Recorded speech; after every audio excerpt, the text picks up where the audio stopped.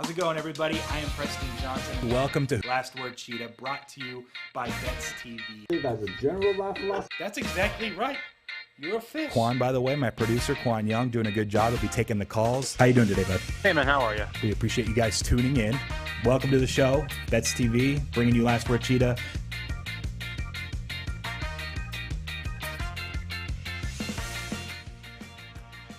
How's it going, everybody? Welcome to Last Word Cheetah, brought to you by Bets TV. I am Preston Johnson, hanging out here in studio in Southern California with Qwan Young.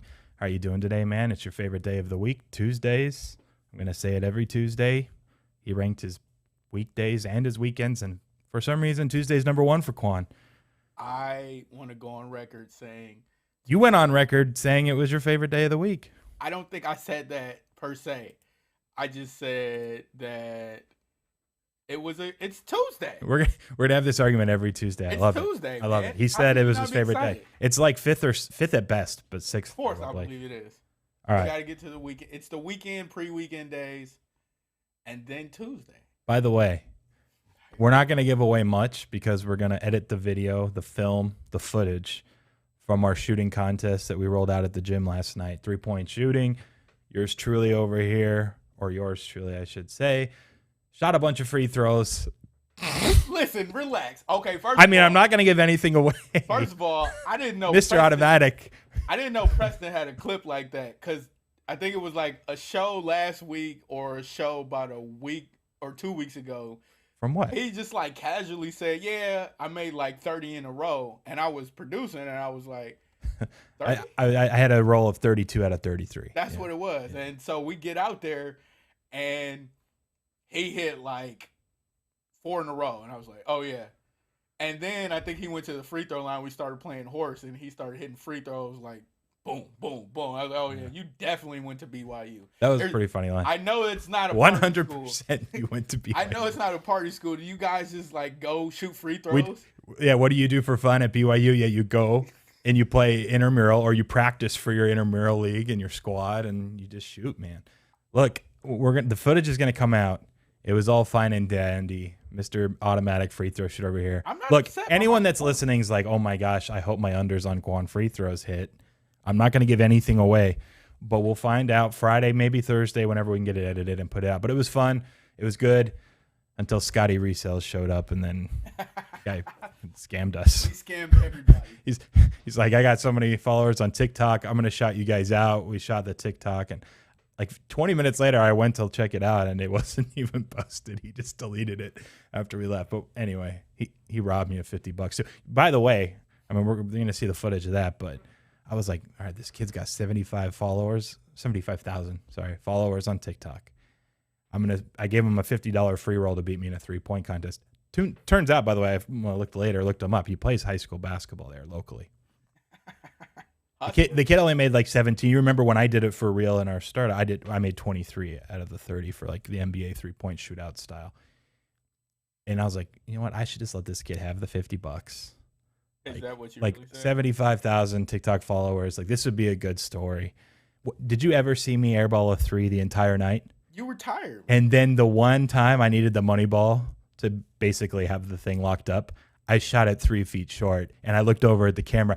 Whatever you want to think. You shot a lot. I'm not even making excuses. I'm just telling you. I'm saying that you did the best of your ability to somebody who had shot as many shots as you made. Like, we were pulling from half court, which he made 2 in a row before I even made 1. Dude, did you ever see me miss more than like 3 in a row? I don't think you should be as upset. Hold on. Did you ever see me miss more than 3 in a row the whole night? Hustle. And then at the very end, I missed 9 straight for the kid. Hustled. I wanted the kid to have $50 so we could get on his TikTok, and then he didn't even publish, or whatever you call it, the TikTok feed. So yes, I'm furious about it.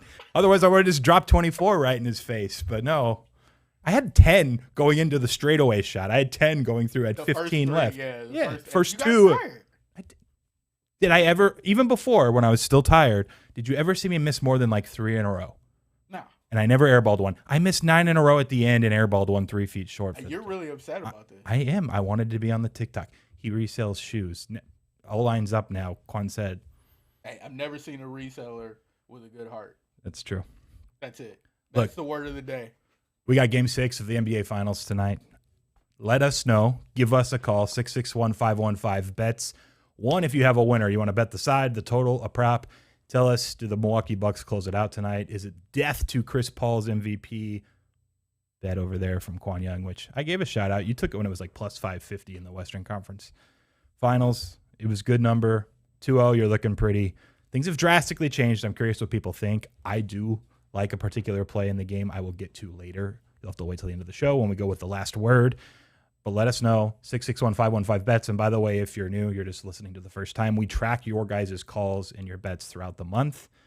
We have now, because of what happened last night, you guys will see the video, $700 in the prize pool for July. We'll be putting up for the caller that has the best ROI at the end of the month. And for now, it's still Ty, who hit that Morikawa future over the weekend in golf. And then I think Patrick's a few units back from him and still in second place. Anthony, by the way, our favorite caller, he said he had to take today off, but he went with a 3-teamer to try to really just like make way. He was Pirates' first 5 short of making this happen. He hit the other 2 legs. One of them was I don't know how I gave him plus 225 on you shooting under 70%. This guy, I can't give anything away. Mr. Automatic, he was. Listen, man. It was a struggle for this guy over there. It wasn't a struggle. It was my first time playing. That was my first time playing basketball since 2015. You can't say you're automatic from the free throw line. One, you just can't. Two, if you haven't played since 2015 and you're going to use it as an excuse, then why is your first thinking thought, oh yeah, I'm automatic from the free throw line? When we watch the film and we get to the one where the money's on the line for the callers, it was serious. I mean, I turned it on. I mean, you were due. You can't shoot 20 or 30% all night. That's what I'm saying, man. I just had to get back into the flow. You still didn't even get to 8. Which is your initial like, oh yeah. Well, you just gave it away now. No, tune in Friday to see how close I got to 8. It's all good. It's all good. People aren't even listening right now. Either way, everyone wanted to know where they're at with the leaderboard. No one hit a big parlay or anything, but if you did go with Qwan and the under, it cashed on the time that we were counting it for the actual bets, for the best bets for Last Word Cheetah. Scott Foster, by the way, everyone's talking about this. You're going to see ref trends all over your timeline until tip-off tonight, supposedly. And I don't even pay attention to these for what it's worth, so I don't think it's worthwhile. A few years ago, I remember the Warriors, and I don't know if it was Scott Foster or someone else. It was like a 1-21 run against the spread when so-and-so officiated their games. Like maybe he called a few more technicals than you would expect. Look, we're talking like 20 event sample sizes are just so small, so I wouldn't put too much stock in it. Don't be betting the Bucks just because Chris Paul and Scott Foster games haven't gone well recently. It really is almost 100% a fluke. I'm not betting it accordingly. I've kind of said since the start, if we knew Giannis was healthy, I would have made the Bucks a small favorite. And somehow, despite seeing his knee go the other direction, he turns out to be healthy. And, they've shown it the last 3 games. They're up 3-2. And it was that game 2 second half read, that 20-point third quarter that obviously I think the entire series changed. But you have to give credit to Drew Holiday. We talked about him. We did a breakdown on his defense and what he's done with Chris Paul and Devin Booker yesterday during one of those segments that we did. But in the end, I think the 5's close to fair. I had even said I would have made these like 2.7 on the road for the Bucks, like in game 1 and 2 if we had known Giannis was healthy. So now them being 4.5, 5-point favorites at home, I think is fair. Do you think the Suns, real quick, any chance before we hit our first break? I'm going Phoenix tonight. Like I said, this has been road games. I don't think that the Bucks are going to close it at home. The away game in the NBA playoffs in itself have been a major factor. I think that with Milwaukee stealing one, I think Phoenix steals one right back. It was very Carlos of you to break that down. No. Away games have been hot. On, man. Away games have been hot. Look, the first 4 went to the home team. Yeah. So then one away happens. Now you think Phoenix is going to win on the road? I think they still won back, yeah. All right, we got to hit a break. We're going to take your calls on the other side, 661-515-BETS. This is Last Word Cheetah. Happy Tuesday to everybody, Qwan included. I'm apologizing, but I shouldn't have gone that low. Like, Stippen and Carlos is pretty low. We'll talk to you guys soon.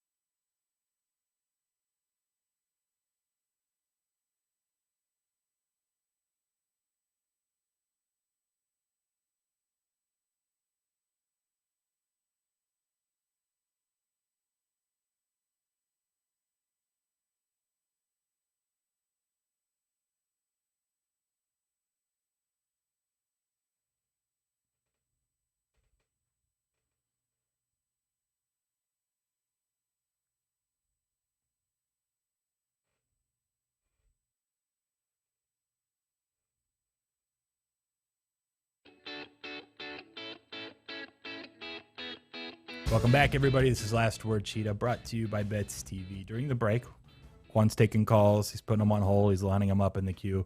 He mentions, I don't remember who, too. Maybe it was Bob. He's like, man, yeah, I was tired after we shot. I went straight home and went to bed. You know what I did? What'd you do? I don't recommend this. I've been doing the intermittent fasting things, like hadn't eaten all day. We go and shoot a ton. And I'm like, man, I'm pretty hungry.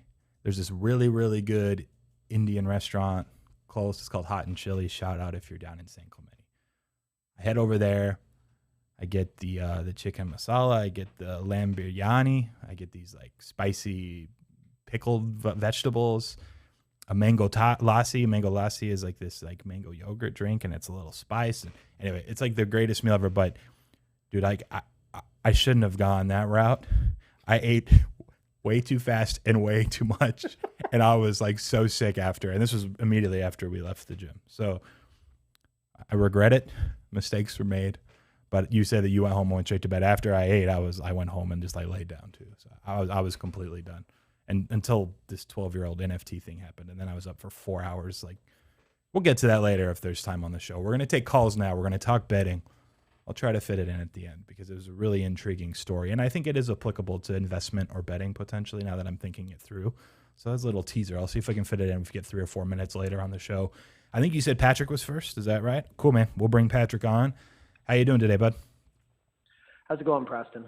Doing well, man. Thank you. You going diamond today, or do you want to go with the basketball game? No, I'm going to K-prop today in the Rockies game. Okay. I'm going over 5.5 strikeouts for German Marquez.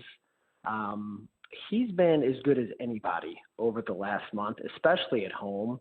And the Mariners, they are 20. They're the bottom. They're the bottom in the bottom 4 of K percentage. They're the Mariners pitchers. Yeah. So especially their recent form has been even worse. So I like that prop tonight in the Rockies game. I have a question for you. I got it at bookmaker earlier, plus 105. Yeah, go ahead. Okay, I'll give you the plus 105. That's fine. The over 5.5. From the calls, you've been a pretty regular caller. From what I gather, you're a pretty critical thinker. I think I can ask you this on the spot, and so I'm sorry if I put you on the spot. You can decline.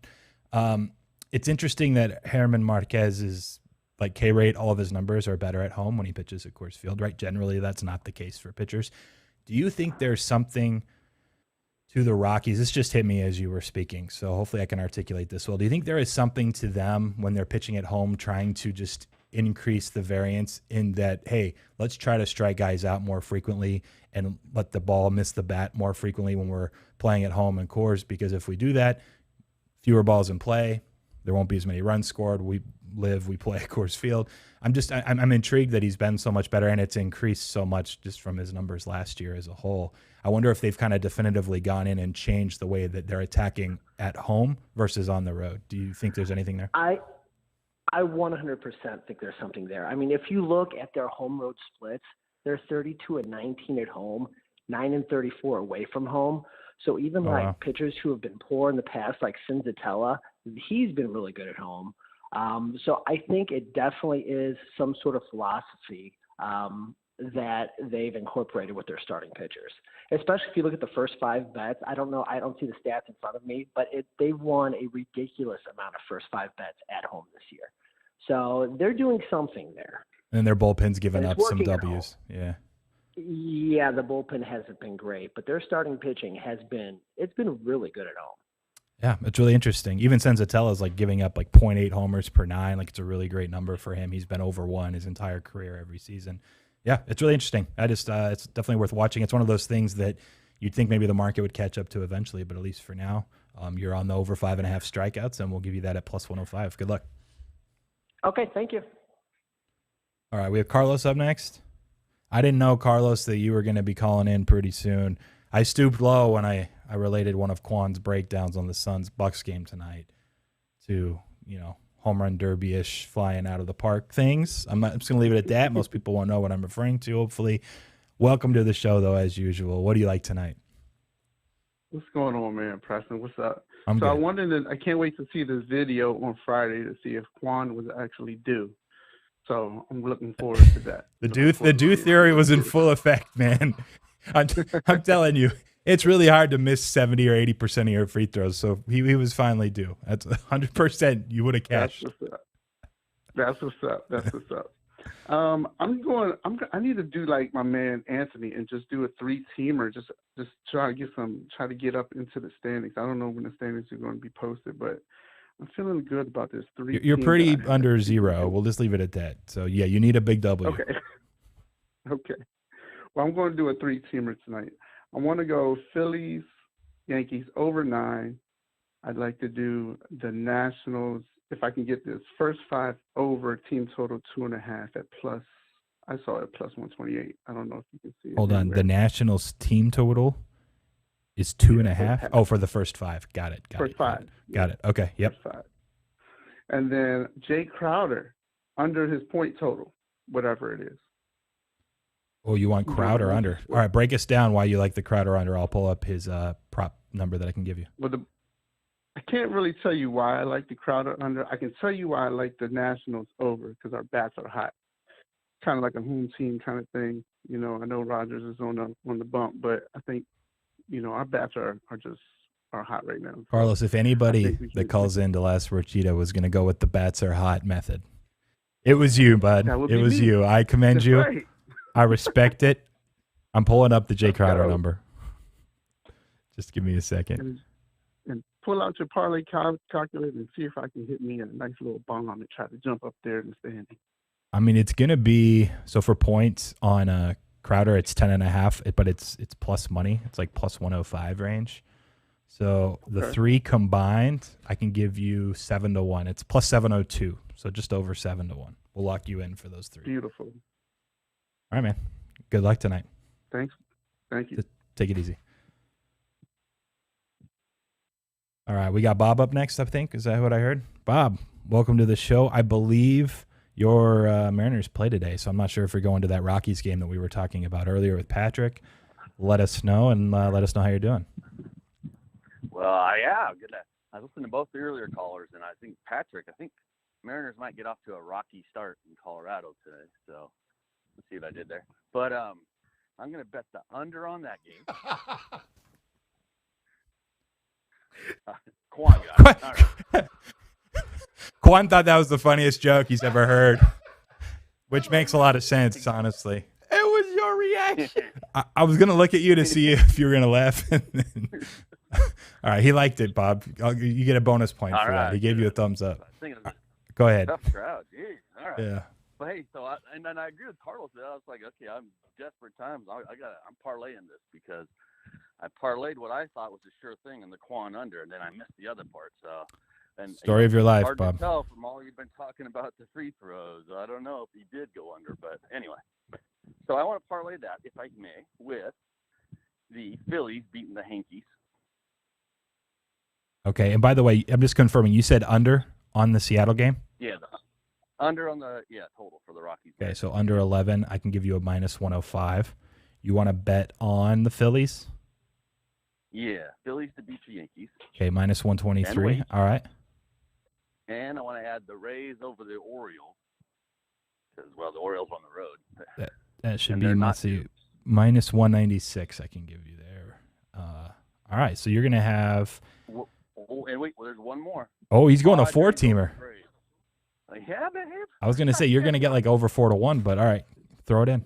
Padres over the Braves. That's it. Do you like any of these particularly more than the other? Just out of curiosity, I'm going to give you the 4-teamer. I'll give you the price in just a second, but I'm curious if you have one that like you really stands out. Yeah, well, I think the Padres over the Braves is probably the under is my favorite of all of those. Okay. I just feel like, they always bump it up because the balls fly out of Colorado. But, that's right. I forgot about that. All right. I can give you plus 761. I just plugged in the 4 prices. Plus 761. All right. There we go. I think this is going to be a day of parlays. Carlos is going to win. Man, it'd be fun. Get things a little bit heated going down the stretch next week for the final week of July. I'm in. Good luck tonight, man. All right. Thank you. We had someone else, right, on the line? Cool. We'll bring him in. Welcome to Last Word Cheetah. Who am I speaking to? This is Kevin in Chicago. First hey, time man. caller. How's it going? Welcome. What do you like today? All right. How's your day today? We're good, man. Life is good. We appreciate it. I know big focus tonight's the NBA Finals, obviously, and baseball going on. I want to bring up a NHL future for you and all the listeners because it's already gone down. Seattle to win the Stanley Cup is still going off at plus 4,000 on DraftKings. And I think it's going to go way down tomorrow after the expansion draft. And there are a lot of big names to where they could put together a team to be contenders immediately. That is good information. Now, I don't follow hockey. That's not my thing. Qwan says he has a question. Hold on just a second. This is going to be their first season, full season actually playing, right? Upcoming next year. Right. Okay. And if memory serves correctly, Vegas went to the final their first year. That is what happened. It's true. They're the Seattle Kraken. I can see. I just pulled up like a screen I have that shows futures prices in the United States. You're right, 40-1 at DraftKings. You can get 50-1 at PointsBet, BetMGM, Well Hill, FanDuel if you're able to bet there. It was 60 yesterday. It was 60, so it's starting to move down. Did you grab it yesterday at least? Yeah. Nice. No, that's good info. So. That's good info. I think it's one of those where essentially I'm just reading the market like on the spot, but after the draft tomorrow, the expansion draft, there's really no possible chance that they botch it and somehow don't get names added to their team and roster that it could go the other way, right? Like it's not going to get higher. They're not going to be a longer shot. So it's one of those like if you want to bet Seattle, bet it now. If not, just pass. But like now's the time. Right. I mean, how far down it goes, I think. Well, the big name is Carey Price and how healthy he is because Montreal exposed him to the draft. At the very least, I think Tarasenko is going to end up in Seattle. So they're going to be a talented team right away. Sweet. I'm excited. I forgot that this was happening. It's like such a weird year and a half, but this was announced way back last season. Awesome, man. I'm excited. Good call. We appreciate it. Hold on. Never mind. Kevin, is he still there? Do you think that he's still here? Do you think that Carey Price goes to Seattle, which is like, I think that's been a big issue that everybody talking about his salary and his age, and if they got a serviceable backup, they would be contenders if they took Carey Price in the expansion. Okay. That makes sense. My only question, I don't know how healthy he is. There were rumors floating around that he might miss as much as half the season next year, and that might be why Montreal exposed him too. But, I mean, there are plenty of options out there for him, for Seattle. Right on. Cool. Thanks again for the call. All right, thanks, guys. I think you picked him in the Stanley Cup, I think, as like a – what's the award? The Conn Smythe? Is that what it's called? No, I didn't pick him for the Conn Smythe. I said the game that I picked the Habs, I think I said he was going to stand on his head or something. You mentioned him. You're like, that's the only player That's the only player I know. I don't know if you like lived with him in South Carolina. No, we were up in Montreal. There, that's what it was. That's what it was. I think I made fun of you for this already. All right. Do we have any more else on the line? I just want to make sure. All right. We got 2 minutes before our next break. That's pretty good. Useful. Like I think what he said his name was Kevin from Chicago. He's calling in. This isn't going to be something that cashes for the July leaderboard, but it was good information, right? Like, and it's starting to come down. This expansion drafts tomorrow. If they do well, this isn't going to be 50-1 anymore. It's probably going to be like 35-1 after tomorrow, or maybe even before tomorrow. Like, it's one of those where being first pays off. Now they still have to win, but just in regards to your value and expected value. Great call. I think that was really useful.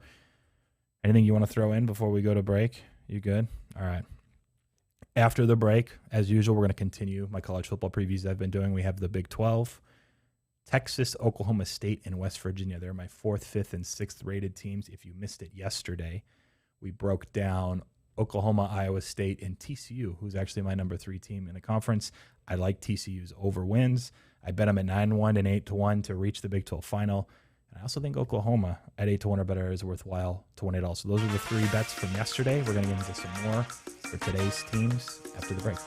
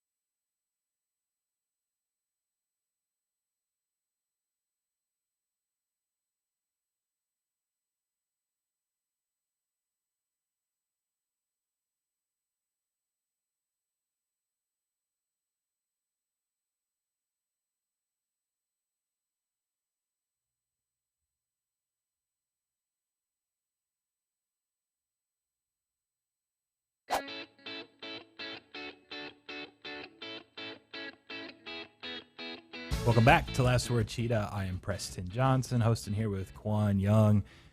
We're going to go Big 12. We're going to continue with our previews. Right before the break, I gave you guys a quick rundown of yesterday. Let's put up a graphic, Qwan, for them. They can kind of visualize it a little bit. My top 3 teams in the conference are Oklahoma, Iowa State, and TCU.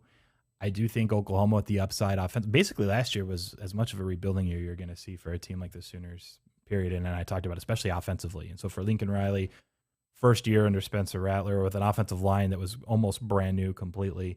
And the defense has just been getting better and better since Alex Grinch took over. I think the upside there to take their overall performance and efficiency to other levels is there. Whether they lose a game in conference and win the Big 12 or just run the table and are 13-0, I think they're still going to be a viable playoff option. So 8-1 or better there. And then TCU over 7.5. I have them. My personal projection is 8.1 wins on average. And then again, that prop, if you can find it. Defense that ranked number 1 in success rate last year. They were really good in EPA, a lot of the other metrics, and I think obviously with Gary Patterson, they have a defense you can rely on, and then Max Duggan and his upside with the leap he made last year through the air with his accuracy and then his ability to run and scramble. Worth a shot, 9-1, 8-1 to get into the conference final, essentially to face what we assume will be Oklahoma. And I mentioned this, and I'll mention it one more time before we jump to the next 3 teams. They play Iowa State at the end of the year. So if it comes down to that game and the winner of it moves in and wins that spot in the Big 12 championship game, you're holding 9 or 8-1 on TCU against Iowa State, which will be extreme value at that point. If you wanted to take a profit, you could, or hedge, or whatever you want to do. But the opportunity will be there. So it's not a bad setup from a schedule aspect. Let's throw up the next 3. I mentioned it right before we took that break. Texas, Oklahoma State, and West Virginia. Look, Texas is... I'm intrigued to some degree because they're a team that, and I'm not sure if you have an opinion on like Texas as a whole. I just feel like they always kind of get hyped, Qwan. And last few years, it's been like, okay, Tom Herman, all right, year 2, year 3, all right, Tom Herman, all right, this is the year. And they just keep getting hyped to a level where now all of the sentiment and anything I've read, it's like their recruiting's great. It's always been like top 6 for a few seasons straight in the country. So they have had the talent, they have the athletes. And for some reason this year, now it's like, oh, well, it's a rebuilding stage because they're bringing in Steve Sarkisian. He's taking over. Look, he's one of the best offensive minds we've ever seen. Defensively, they can't be much worse than what Herman was putting on the field the last 2 seasons. Put up the prices again because I'm gonna refer to him here in a second. Plus, people need a break from my face. This is a team that now everyone is saying, patience, we need to wait, rebuilding year, bringing in the new schemes. Look, I know that Sam Ehlinger's gone, but when it's all said and done, I think Casey Thompson is probably the likely candidate to take over. They also have a top recruit in Hudson Card that could win the quarterback job. They haven't announced it yet. I think most people are assuming Thompson. Regardless, I think that's the concern is like, all right, new scheme, new quarterback. It's a rebuild year for Texas. Look, their talent, man, they grade out. Now getting into my numbers, I believe is my 23rd best team in the country. Let me pull those up. I believe they're even higher with Phil Steele or around the same. And PFF has them at 17th. So they're still top 25 team in the country, if not top 20. They have a schedule that ranks 17th in the country, so they play tough teams. That's always going to be a part of it too. But I'm projected actually at 8.3. So a team that I generally have been betting unders and win totals the last few years. I'm finding that the hype no longer exists. And it's like, patience. Let's wait and see what Texas could be in a few years. And that's usually when you want to buy. You want to buy when everyone's scared, right? You want to sell when everyone's greedy, when everyone's been hyping up Texas at least the last 2 seasons. Really felt like 3. And this is just, I think, a good buying opportunity. So I looked around. You can get 7.5s. I know you have 8 on this chart at -125, -130. I would take that. I think that's at those prices for a 7.5 versus plus money on the 8 is well worthwhile. I like the Texas over 7.5. If for nothing more than my personal projections, I understand. New quarterback, new scheme. Like we've seen Sarkisian from Alabama to the Atlanta Falcons, and like the guy's a genius. He's going to be fine. I know he's had some of his issues in the past, USC, whatever. Like I forgive people, forgive and forget. He's got a real shot here. I think he'll turn things around, and I think they are going to surprise some people. Because they're a team that everyone now is saying, all right, let's wait and see. It's a rebuild year. So it's just trying to play market perception and just the general public perception. in a way that is contrarian. And so I like Texas, which I wasn't anticipating of. Like, again, I'm usually been the other way on Texas the last few years. I think they can absolutely get to 8 wins. I like the 7.5s at -125, -130. I think those are great prices. We'll move to Oklahoma State. Excuse me. I almost said Ohio State. We did Big Ten last week, if you want to pull it up. We have the videos up and podcasts up, Bets TV. You can check them out. Last Word Cheetah on Apple and Spotify. Little plug there for everyone. Yeah. Nice, all two of us. Transition. Yeah, thanks. Maybe I intended to say Ohio State. I did not. Oklahoma State sitting 7.5. I'll say my personal projection as I pull it up. They are the 27th ranked team for me in the country. I have them at 7.3 wins. So I would, I guess, lean under. Nothing that's worthwhile betting. I think it's an interesting dynamic with Spencer Sanders. He was in year 2 last season, and he hurt his ankle. I believe it might have been in the opener against Tulsa, if I recall off the top of my head. I'm sorry I didn't actually write that down, but I think it was against Tulsa. There was a really weird, like, low-scoring game, and then Oklahoma State's defense just ended up grading out really, really well across the board by the end of the season. But they had Chuba Hubbard, they had Tylan Wallace. Those weapons are gone, and so when Sanders got back, he finally was healthy again after hurting his ankle in the opener for like the final 3 or 4 games, which it was such a weird season anyway. And so when you're in and out, they could never get their offensive rhythm there. I think with the defense they had last year, they really had upside of being an elite Big 12 team. People are saying, well, maybe now they could look. I think the defense is going to drop off to some extent. I think there was a little bit of fluky luck involved with some of their numbers. They're for sure an above average defense, but nothing like to the top 10 to 12 scale. And then I'm just not sure Spencer Sanders, even if he makes that leap that everyone anticipated last year, he's able to run the ball and move it and scramble. He just doesn't have the weapons that he had last year. So I think it's kind of going to be a similar vibe overall. I'm a little bit lower than 7.5. If you were leaning under anyways on your end yourself, that's the direction I would look.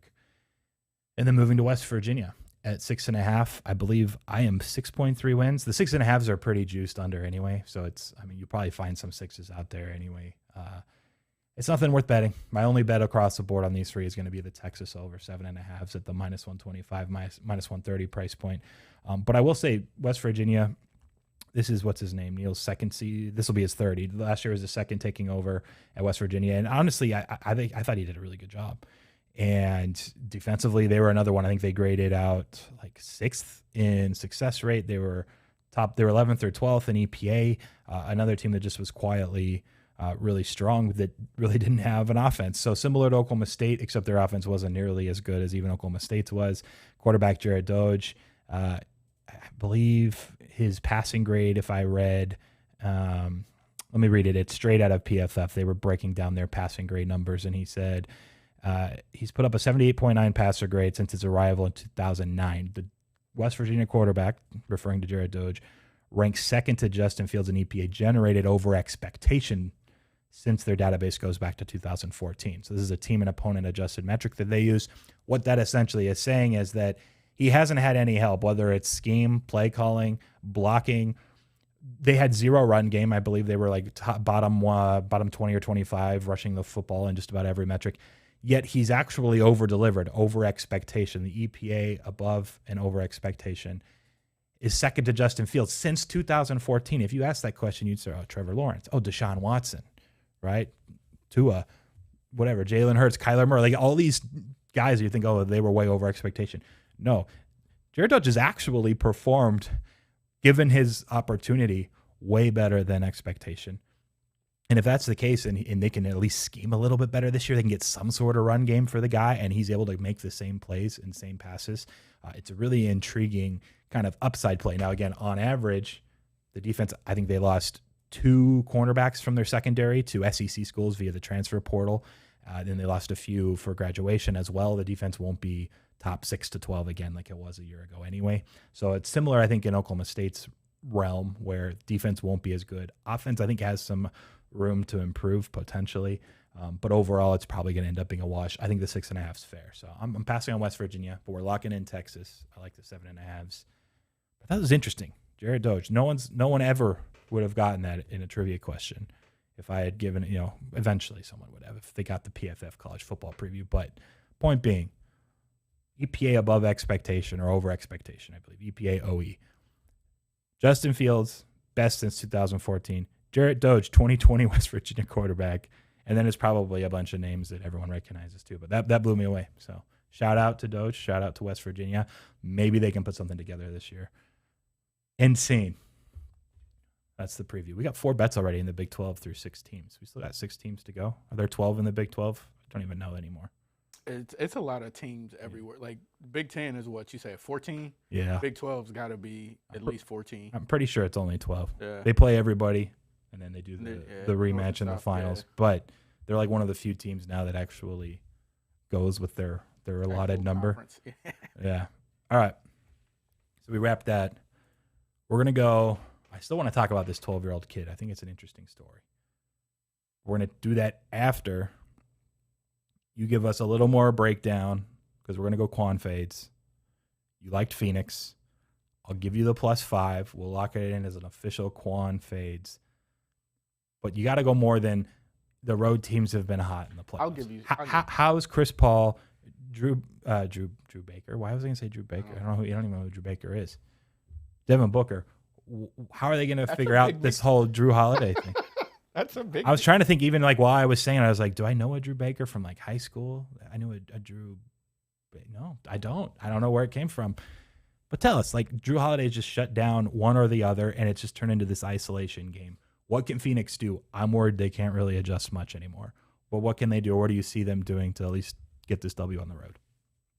So first, before we get into Qwan fades, let's actually talk about a fade from last night. We were shooting one.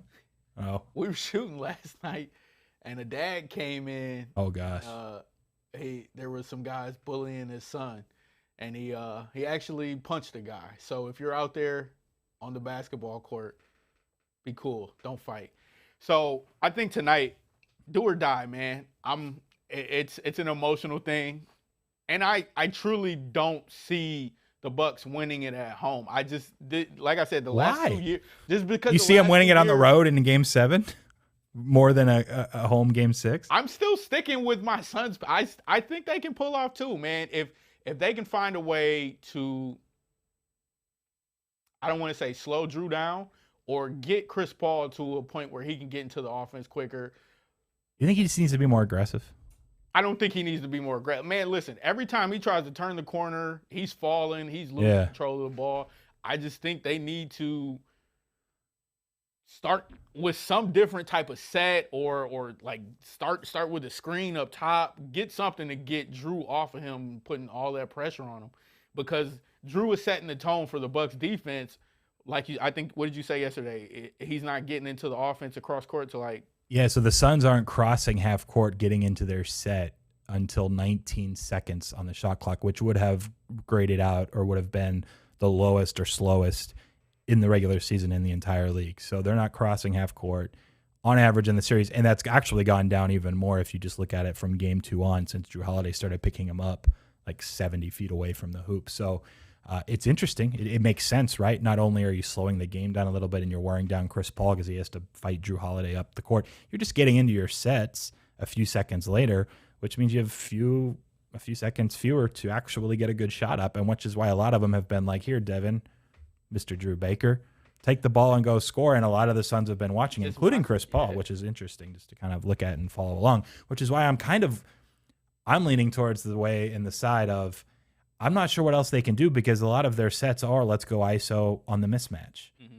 They'll find Pat Connaughton or even Giannis at times, or if it's Brook Lopez, a big that isn't as quick. Not like Chris Paul. Every time they switch Connaughton on Chris Paul, I'm like, do him. Do something. What are you doing? Yeah. And he just hasn't been effective. So something to get him involved early. I think he's going to come out. We had a caller. It was either last week. I was listening back to the calls trying to get the leaderboard right, and just saying, like, when Chris Paul sees something, he goes back to it. He'll go 6 straight possessions if it's something that he can take advantage of. Keep attacking. Yeah. So it's going to be something where they have to get him in attack mode early on and get all of that pressure off of him and Drew Holiday, meeting him at half court, slowing down the offense, and then them sitting around watching.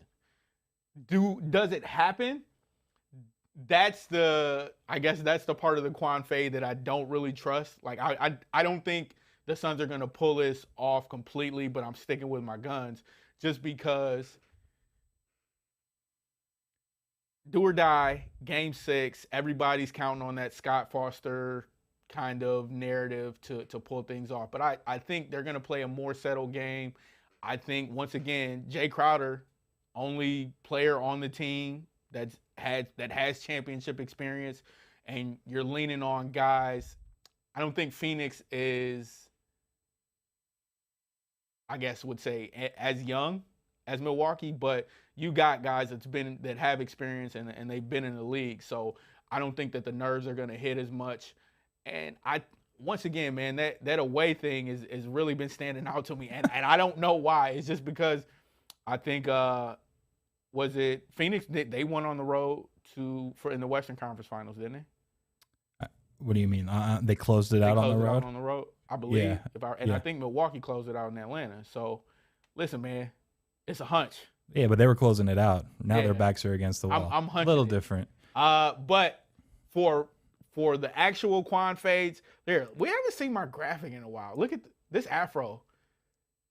That makes me want to get my hairline fixed. But, oh my gosh, you guys, wait till you see the footage from last night. Oh, Speaking of afros, dude, this guy says ball me right now. He's like, look, you see this afro? I got the sky hook, and he takes 3 dribbles, and he puts up. I'm watching his form. It's the perfect, like he flips it, like superbly. Sky hook, and I was like, wow, afro. He's like, yeah, 1970s ball. Dude missed it like 4 feet to the right. It hit the bottom of the backboard and fell to the ground. I just got to get my rhythm back. Ball. That's it, man. You call for the ball, get your rhythm back, take a couple more sky hooks. But you said you had the afro for it. It looked pretty. I'm not going to lie. It looked pretty. It's been a long time. Until the end. It's coming back. Qwan fades.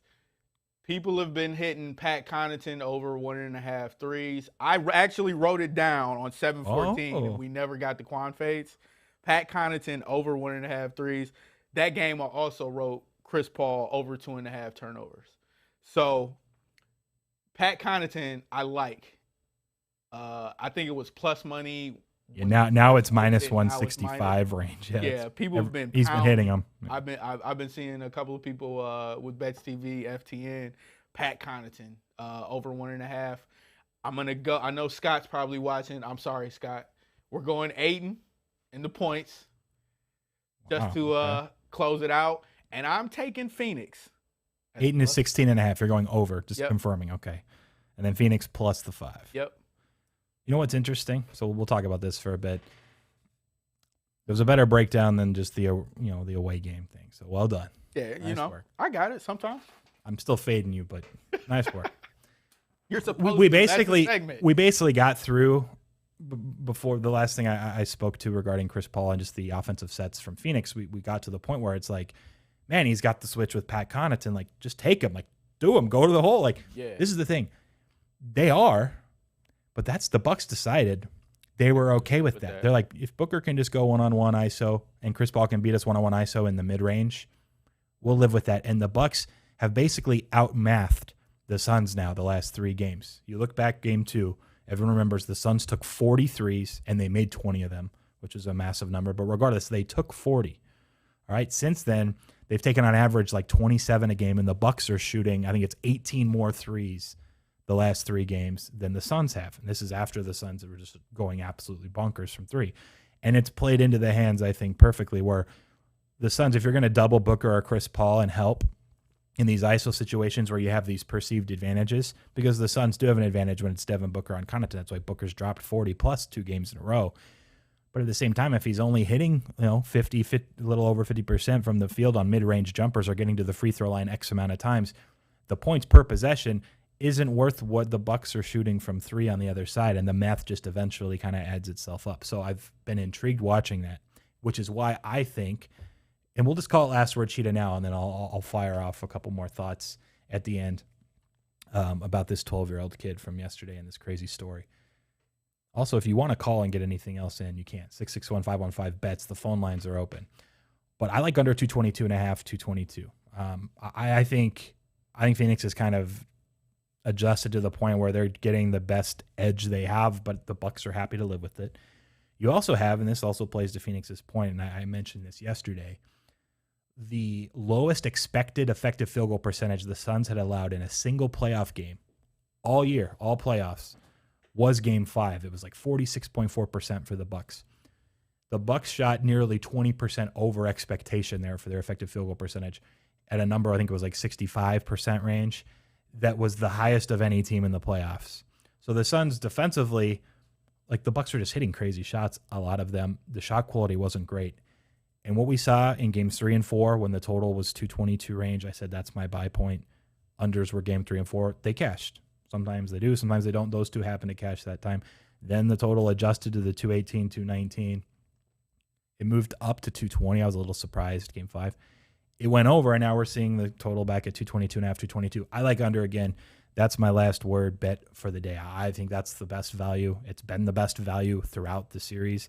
I think you're going to have a Suns offense that's just kind of hit the wall, and the Bucks are defending it and made adjustments to defend it at a high level. And then the Bucks just aren't going to shoot as well as they did throughout the game. And it's just a slower game. We're talking about breaking down the numbers of Drew Holiday picking up Chris and wearing him down, and it just is fewer possessions as well. And there's fewer possessions in playoff series historically as they progress. So we're looking at a game 6 now, and this total's still up. I like under. It worked at games 3 and 4, so I'm locking that in, which hopefully benefits the Suns and your +5. I'd stay away from the side. I like no points, hopefully. Any thoughts? I want to see a good game, man. I think that this series has been something that I guess I would say the NBA needed, because like you're finally getting parity, and you're finally getting teams that we haven't seen in the matchup before, and they delivered. And you would just hope that there's been a few blowout games. It's interesting. It's been a weird series where none of the games have gone down to like the final possession or two. Yeah. But they like a lot of them, could have gone either way with 2 or 3 minutes left, and then like a team just kind of pulled away, and there was a few fouls at the end. So it's been weird that there hasn't been that one dramatic finish. Hopefully we get that tonight. I think it would be super fun. But it was just an interesting series from a marketing standpoint. 2 small market teams, Milwaukee, Phoenix. Not a ton of star power relative to what you've had in the past. Now Giannis, I think, has kind of put himself in that overall picture of like, man, especially doing it after that supposed hyperextension to his knee, and now he's going to be like in all the talks with LeBron and KD and company, I think, going forward if the Bucks can finish this off. So it's been fun in that regard for sure. You think? I mean, it's obviously like the funny thing is the Giannis Middleton, like, oh, Middleton has a outside shot at MVP. That's one of the worst opinions that I've seen recently. Have you heard about him being an average player? There's an opinion about that. I think that's a worse opinion, personally. Listen, I'm just happy that Anthony is taking the day off. He needed the day off, man. Yeah. He it's funny. I haven't gone back and looked, but he calls in and he just needles all the other callers about why they're wrong and this and that and fading them. And I swear Anthony's missed like 5 or 6 in a row. He's got. Is he at the bottom of the leaderboard? I'm not sure if you have a tally in front of you. I don't think he's got one right. He got a +106 on 713. Oh, wow. That's so a week ago. He hasn't won since 713. Yeah. There you go. Anthony, step your game up. If you're going to talk, you know what, about other people. I mean, he's got to start throwing us some W's here and there. Listen, man, the leaderboard is coming together quite nicely. Who is it? Matt that called in and had somebody called in and had Marikawa and the Blue Jays. Ty got that. I mean, Sarup, he had a run. I think it was from 7-5 that week of shows. First quarters were still hitting. Over, yeah. So then they stopped. Like this. I think tonight's gonna be. I don't think we're gonna get a great like Giannis outing, and I think it's gonna be one of those games where a role player does something. Pat Connaughton, you're over 1.5 I don't threes? think it's gonna be Connaughton. Maybe it's Ayton getting. Yeah, it's gonna be some role player that steps up. All right. Like I don't want to. I want to say Crowder for Phoenix because he's been relatively quiet. I remember what Mike had the prop of the over 10 or 9.5, what it was.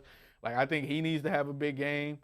Young got Cam Johnson. They've been hammering Cam Johnson over 1.5 threes too. So Like, it has to be one of those guys on Phoenix that does something outside of just show up. The problem for me still is that the Bucks are just staying at home now. Yeah. They're not letting him shoot threes, and they're just letting Booker and Paul go ISO, and they don't care. Yeah. And it's worked, and it's not getting the other players involved. And you can throw like, oh, Devin Booker needs to be passing more. Like, it's true, maybe, but it's not like the Bucks are sending doubles and triples. Like, what is he supposed to do if he has an open 16-footer against a guy that he can shoot over pretty easily or take off the dribble? I mean, it's just kind of what the Bucks are giving him, and it's just funny to see the math play out. And I know, like, the boomers will be like, "Oh, the 3-point shots like ruined the NBA. Like, it's changed the game." Like, this is why, like, the math eventually just pays off. Mm-hmm.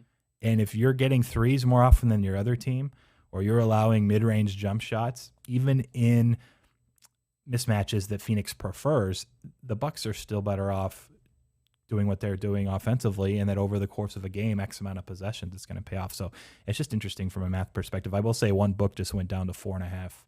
So maybe a little bit of Suns money coming in. I know Pinnacle was juicy on the Suns side as well. So maybe if you do like the Bucks, you can wait and get a couple 4.5s before tip, but just a market assessment there. I know we only got a couple minutes left. I wanted to talk about this 12-year-old kid. You probably weren't really following it. This NFT project, this kid mints like 3,350 weird whales. They're little pixelated whales, but he's 12, and he tweets about it. He has this tweet thread about it. He's been learning how to code since he was 5-6 years old, testing stuff, and everyone's like, holy cow, like, this kid's a prodigy. He's like this developer / artist, although I know he basically did this generative Python pillow thing to generate these pixelated whales at random. He didn't actually design them himself, so it's an impressive coding achievement. Like, if this kid's going to just like be the future of the space and Web3, like, this is his rookie card, we got to get it. And everyone's saying, like, actually it's probably some person that's like catfishing everyone, and the Twitter handle looked like it was the picture of this kid's YouTube channel, because he does YouTube videos where he breaks down code, this 11 and 12-year-old kid. Everyone's like, no, this is just some random guy that's using the kid from YouTube as like, but his Twitter feed, he just seemed pretty eloquent for a 12-year-old for starter. So I kind of see where they're coming from. They're like, he hasn't pushed anything to GitHub, which is like where you're pushing your coding stuff for like over a year. And there were some signs that like maybe this was all just like a scam, but the price of these whales were like flew to the moon, like went way back, crashed down like 80, 90%. Now it's way back up because the kid's real. It really is a 12-year-old kid. He confirmed it. He's in London. So he was sleeping for a lot of this downplay. He wakes up, he confirms that he does a Twitter Spaces today and talks it through. And he did a YouTube video now saying how he did it. And it's pretty cool. But one thing I just wanted to kind of tie it to betting, and it hit me today, is just I was so shocked how close-minded people were about this kid and how there's just no way a 12-year-old could write eloquently. So obviously it's someone else that's impersonating this 12-year-old YouTube kid.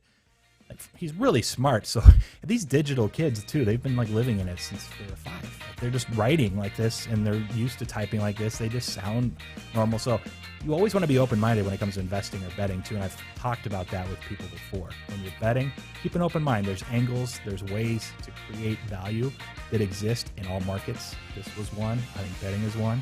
We're going to talk more betting tomorrow on Last Word Cheetah. This is it. 661-515-BETS is our number. 4 Eastern, 1 Pacific tomorrow. Thanks for everyone that called in. We'll talk to you soon.